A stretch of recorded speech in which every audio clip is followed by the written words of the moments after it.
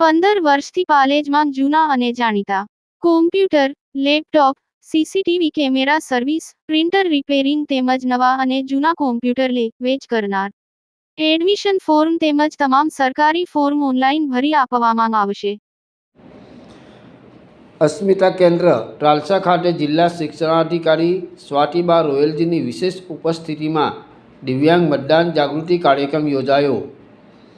ભરૂચના ટ્રાલસા સ્થિત અસ્મિતા વિકાસ કેન્દ્ર ખાતે સ્થાનિક સ્વરાજ્યની ચૂંટણી અંતર્ગત દિવ્યાંગ મતદાન જાગૃતિ કાર્યક્રમનું આયોજન સફળતાપૂર્વક કરવામાં આવ્યું હતું. આ કાર્યક્રમનો મુખ્ય હેતુ દિવ્યાંગ મતદારોમાં મતદાન પ્રત્યે જાગૃતિ ફેલાવવાનો અને તેઓને પોતાના મતાધિકારનો ઉપયોગ કરવા પ્રોત્સાહિત કરવાનો હતો.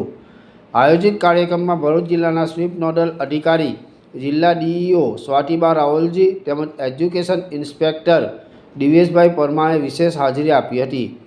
જિલ્લા શિક્ષણાધિકારી સ્વાતિબાએ દિવ્યાંગ મતદારોને સરળ અને સુલભ મતદાન પ્રક્રિયા વિશે માહિતગાર કર્યા હતા અને લોકશાહી પ્રત્યે પોતાની જવાબદારી નિભાવવા અનુરોધ કર્યો હતો. કાર્યક્રમ દરમિયાન મતદાન પ્રક્રિયા, ઈવીએમ અને વીવીપેટ વિશે સરળ ભાષામાં સમજ આપવામાં આવી હતી. સાથે દિવ્યાંગ મતદારો માટે ઉપલબ્ધ સુવિધાઓ અંગે માર્ગદર્શન આપવામાં આવ્યું હતું. સંસ્થાના ટ્રસ્ટ મંડળને આવા સુંદર સેવાકીય કાર્ય બદલ ખૂબ જ અભિનંદન પાઠવવામાં આવ્યા હતા.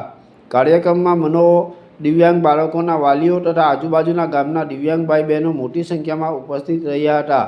અસ્મિતા વિકાસ કેન્દ્રમાં આચાર્ય મનીષાબેન ત્રિવેદીએ જણાવ્યું હતું કે આવા કાર્યક્રમો દ્વારા દિવ્યાંગ મતદારોમાં આત્મવિશ્વાસ વધે છે અને તેઓ વધુ સક્રિય રીતે ચૂંટણી પ્રક્રિયામાં ભાગ લેશે.